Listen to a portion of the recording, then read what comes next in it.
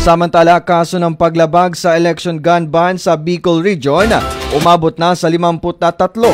Sa buong detalles, alamin natin kay Sibiswa Calabanga intern Jainine Ortiz.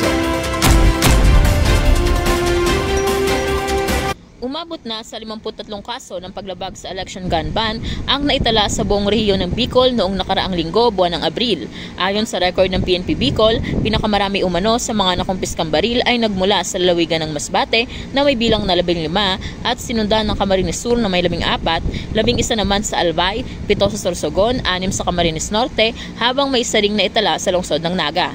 Samantala, nakumpiska naman ng tag-isang IED o Illegal Explosive Devices sa mga lalawigan ng Albay at Camarines Sur. Ayon kay Police Brigadier General Andre P. Dizon, patuloy pa rin umano ang kanilang maigting na operasyon laban sa lahat ng uri ng banta sa seguridad, lalo na ngayong panahon ng halalan.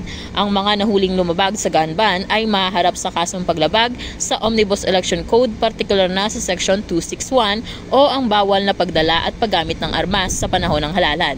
Habang ang mga nahulihan naman ng ilegal na pampasabog ay mahaharap sa kasong paglabag sa RA 9516 o Illegal Possession of Explosives na may parusang habang buhay na pagkakabilanggo.